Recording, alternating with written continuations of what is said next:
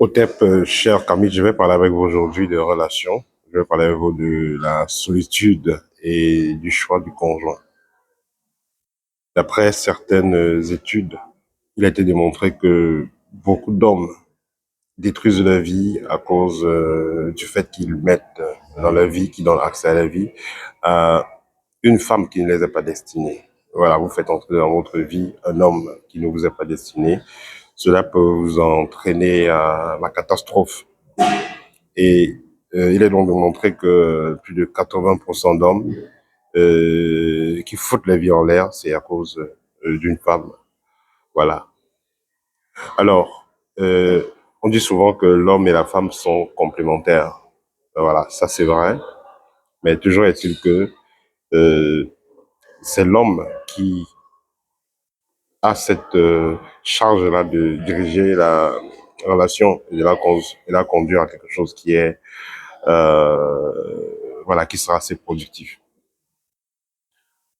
Il y a des moments dans la vie où on est obligé de rester un peu seul, donc d'être dans la solitude. Ça ne sera pas une solitude qui est forcément destructive, comme on le dit souvent, mais il faut comprendre que dans la solitude aussi, quand vous êtes seul, ça vous permet aussi d'avancer. Il y a des moments dans la vie, il faut être seul, ça vous permet d'avancer. Par exemple, quand vous êtes seul, vous avez donc, la plupart du cas, vous avez plus de temps pour faire vos méditations, vous avez plus de temps pour faire vos recherches, vous avez plus de temps pour aller faire du sport et autres. Donc, voilà. Tandis que si vous êtes en couple et votre partenaire n'est pas dans la même danse que vous, dans la même lancée que vous allez commencer à sauter les séances de sport, sauter les séances de méditation, vous allez prendre du poids inutilement, vous allez sauter les séances disons, les moments de recherche que vous pouvez faire des recherches par rapport à comment transformer votre vie, voilà, faire des formations et tout ça. Vous ne pouvez plus le faire parce que vous avez votre partenaire. Au niveau financier aussi, vous pouvez être limité parce que vous n'êtes pas la bonne personne à côté de vous. Et l'argent que vous devez utiliser pour faire des recherches, l'argent que vous pouvez utiliser pour faire des formations, vous allez utiliser cet argent pour euh, vous occuper de votre partenaire. Donc, il est important de comprendre que vous ne devez pas vous associer à n'importe qui, vous devez prendre le temps pour sélectionner une personne et la faire entrer dans votre vie. Alors, voilà donc 7 points sur lesquels vous devez méditer avant de prendre votre partenaire. Si vous respectez ces points, vous aurez une relation très épanouie et vous serez très heureux. Mais si vous ne respectez pas ça, vous allez faire l'erreur que beaucoup de personnes ont fait. Prendre une personne juste par rapport au physique, par rapport à certaines qualités, entre guillemets, charnelles. Et voilà, et après vous vous retrouvez dans la bête, vous vous retrouvez en train de regretter. Alors le premier point, ça sera, voilà, c'est pas forcément en ordre, hein, mais retenez juste les 7 points. Le premier point, ça sera au niveau énergétique. Voilà, parce qu'il y a des personnes qui n'ont pas des bonnes énergies. Il y a des personnes, enfin, que vous êtes avec elles, tout simplement le fait que la personne a préparé, vous avez mangé, vous avez passé la nuit avec une personne, vous retrouvez le lendemain avec des blocages. Il y a des femmes comme ça, vous pouvez trouver, il y a des partenaires comme ça. La personne a une sensualité pas possible, mais au niveau énergétique, la personne ne nous apporte pas la chance. Vous étiez avec une personne après, voilà, après vous ne vous sentez plus bien, vous vous sentez perte d'énergie, vous sentez une pollution, vous sentez des blocages qui viennent dans votre vie. Donc ça c'est un point très important. Vous devez étudier l'énergie de la personne. Voilà, vous voyez qu'est-ce qui se passe quand vous passez le temps avec cette personne. Le deuxième point, ça sera au niveau de l'entretien. Voilà, parce que vous savez, on ne choisit pas d'être beau ou d'être belle. Voilà, mais on choisit aussi d'entretenir cette beauté-là. Donc, vous pouvez être une femme qui est très jolie au départ, mais après 2, 3, 4, 5, 6 ans, vous changez. Et c'est normal. Mais c'est normal que le corps de l'humain change. Mais vous avez aussi le choix d'accepter ce changement ou pas. Je vais parler ici de quoi, par exemple, l'aspect physique. C'est vrai que quand on vieillit, n'est-ce pas? On prend de l'âge, on prend de l'âge, mais il y a des choses que vous pouvez faire. Il y a des gens qui auront de l'âge et qui auront toujours, qui auront encore plus intéressant que quelqu'un qui est plus jeune. Je prends le cas, par exemple, d'une femme. Il y a des femmes, vous pouvez prendre une femme de 35 ans, de 30 ans, qui sera 1000 fois plus intéressante qu'une fille de 18 ans, de 20 ans. Parce que l'entretien ici, chez la fille, ou alors chez la dame qui est un peu plus âgée, dans ce cas, elle a pris conscience du fait qu'elle doit s'entretenir. Donc, votre conjoint, il est important que votre conjoint sache se mettre en valeur, sache s'entretenir physiquement, parce que l'aspect physique est très important. Même avec de l'âge, même avec les accouchements, si le partenaire s'entretient, le partenaire aura toujours un certain rayonnement. Donc, il y a cet aspect-là qui est très important. L'aspect physique, dans l'entretien. Donc, votre partenaire s'entretient, votre partenaire s'y connaît quand même un peu dans la diète, s'y connaît aussi, ils ont aussi de la volonté ou pratique du sport, c'est mieux. A de la volonté de faire et pratique du sport, c'est mieux. Parce que si votre partenaire s'entretient, cela va vous motiver aussi à vous entretenir. Donc, votre partenaire fait son sport, elle s'entretient, ça va vous motiver aussi voilà, ça vous motive aussi à vous entretenir. Parce que même si vous avez tout l'argent du monde, vous n'avez pas une bonne santé, ça ne vaut pas la peine. Donc, il est important que la personne que vous prenez comme partenaire s'entretienne et cela va vous entraîner aussi, vous motiver, vous encourager à vous entretenir. Le troisième point, ça sera l'ambition. On dit souvent ceux qui veulent se marier, mariez-vous tôt, à la vingtaine, mariez-vous, vous grandissez avec votre partenaire, vous construisez ensemble. Et quand vous êtes déjà assez stable, vous êtes un homme, une personne déjà accomplie, c'est un peu plus difficile. Vous devez prendre quelqu'un qui est presque à votre niveau. Parce que si vous prenez quelqu'un, par exemple, qui n'a pas les mêmes ambitions que vous, ça va être très dangereux. Il y a des femmes qui ont pour ambition juste voilà, de bien manger, de bien s'habiller. Tandis qu'il y aura d'autres femmes qui ont pour ambition, elles veulent un palais, elles veulent une grande maison, par exemple, elles veulent une maison où il y aura 2 ou 3 voitures, elles veulent un foyer où il y aura des bonnes entrées d'argent. Tout le monde veut ça. Mais tout le monde ne manifeste pas cette ambition-là. Voilà. Donc, il ne suffit pas seulement de vouloir, il faut aussi avoir cette motivation. Et comme on dit, demandez, vous recevrez. Si vous n'avez pas ce désir profond en vous, et vous ne faites rien pour manifester cela, ça ne va jamais se passer. Voilà. Tout le monde veut une vie excellente, être bien, mais déjà, il faut une certaine motivation. Voilà. Et le point suivant, ce sera la discipline. Parce que s'il y a vous avez une forte motivation, vous avez un fort désir, cela peut s'envoler à un moment donné. Mais s'il y a la discipline, donc qu'il pleuve ou qu'il neige, vous avez toujours votre sport, qu'il pleuve ou qu'il neige, vous avez toujours votre diète, là vous irez loin. Si vous observez par exemple où vous habitez, vous allez constater que ceux qui ont la plupart, des gens qui voyagent beaucoup, ils ont une belle maison, ils ont une certaine réussite sociale, ces gens-là font du sport. Ils se réveillent à 6 heures, à 5 heures pour aller faire du sport. Donc, il y a une discipline dans la vie de ces personnes. C'est pas de histoire de négligence. Parce que pour pouvoir gérer, pour bien agir au niveau des affaires, l'entrepreneuriat et tout, il faut quand même avoir ce mindset. Et le sport, ça vous pousse déjà à développer la discipline. Ça vous pousse aussi à construire ce mindset qui va avec tout ça. Vous allez voir les gens qui réussissent, que ce soit au niveau de la politique, que ce soit au niveau de la musique et tout. Beaucoup d'entre eux sont des grands sportifs. Voilà. Ensuite, il y aura cet esprit de coopération là. Voilà, coopération. Il est important que votre partenaire, un homme qui va choisir une femme, que ces femmes coopèrent, que ces femmes l'écoutent. Dans notre tradition, quand la femme va se marier, on dit à son homme, même si l'homme est plus jeune, on dit à la femme autant pour moi, que ton homme, à partir de ce jour, c'est ton père, c'est ta mère. Donc, il est en première place. Ton mari vient même avant les enfants. La première place, c'est ton mari, c'est ton homme. Voilà, si tu vas rester là pour dire, oh, non, c'est mon père, non, c'est ma mère. Fais d'abord ce que ma mère dit. Fais d'abord pour mes enfants. Non, c'est la priorité. Disons, quand ton homme est dans la maths, bien entendu. La priorité, c'est ton homme. L'homme a fait le plan. Donc, tu te mets avec un homme parce que tu vois qu'il brille. Parce que tu vois que l'homme est à un certain niveau. Là, l'homme fait son plan de vie. Quand tu entres dans sa vie, tu t'accordes à ce plan et vous allez construire ensemble. Et si dans ta vie, tu dis non, c'est comme ça, je veux ça, tu commences à donner tes conditions, là, tu seras au champ.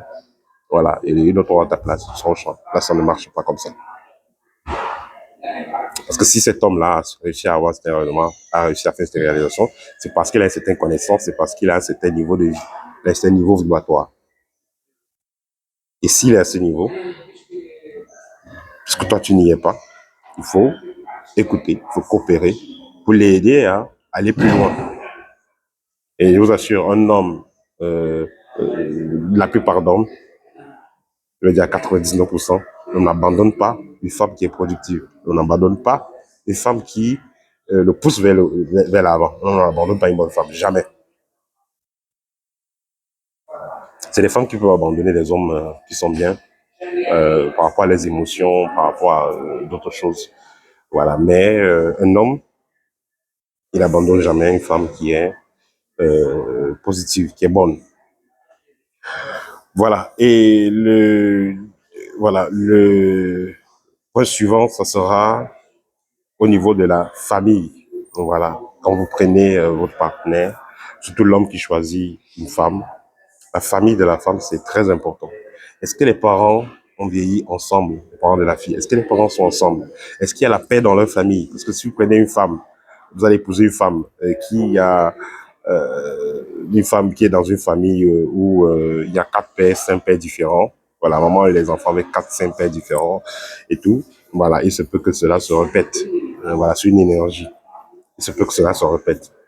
Voilà, donc faites très attention. Il n'y a pas des règles sans exception. Il peut y avoir des exceptions, mais soyez très regardant par rapport à ça. Quand vous allez prendre une femme, comme pour épouse, regardez un peu sa mère.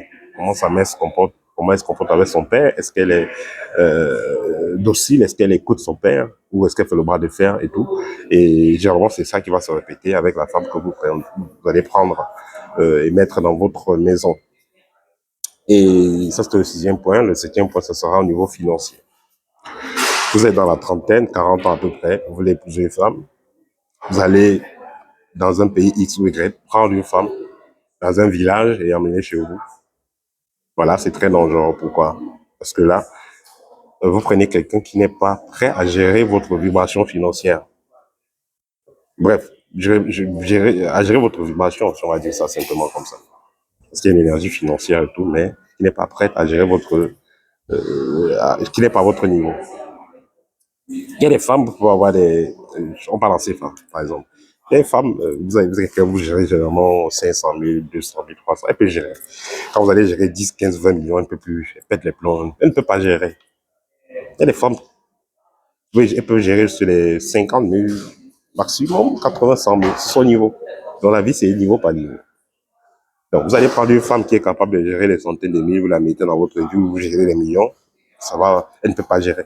Parce que celui qui gère des millions, c'est parce que il a une certaine fréquence, parce qu'il a une certaine maîtrise, parce qu'il a une certaine discipline. C'est pour qu'elle a d'abord même eu cet argent. Si tu n'es pas discipliné, tu ne veux pas avoir cet argent. Vous allez prendre une femme qui n'est pas à ce niveau vibratoire, vous allez la mettre dans votre vie, vous foutre dans la merde. Parce que une femme qui est habituée à être avec des personnes de certains standards, elle aussi, elle aura pris un certain rythme de vie. Je vais prendre un cas simple. Il y a un analyste qui avait fait une étude qui a démontré que certains stars aiment souvent sortir entre eux. Certaines personnes aiment souvent sortir avec des femmes qui sont sorties avec des hommes puissants. Pourquoi? Parce que celui qui est puissant, un homme qui atteint un certain statut, c'est parce que il a une certaine discipline, il a une certaine façon de vivre. Il va vous dire peut-être que bon, on ne mange pas. La maison ici chez moi, une maison simple. On ne mange pas avant 11 heures. Le matin, c'est quoi? Tout le matin, c'est le sport, c'est la méditation. Après, on fait le programme de la journée. Et après, maintenant, on peut commencer à aller dans les réseaux sociaux ou bien commencer à faire autre chose. Mais une personne qui a habitué à grandir dans la pauvreté, à 6 heures, la personne est déjà en train de manger les cuisses de poulet et tout et tout. Or, la journée doit bien se préparer. Celui qui arrive loin, celui qui vit beaucoup, il est habitué à préparer, il est habitué à cette discipline. Donc, le matin, c'est qu'il se prépare d'abord énergétiquement. Il fait ses méditations, il ne se prépare bien, on ne fait quoi que ce soit. Mais voilà, la personne qui est habituée à des basses fréquences ou à vivre n'importe comment, passe le matin avec ses gros morceaux de poulet, avec une bière en main, et voilà. Donc, c'est ça.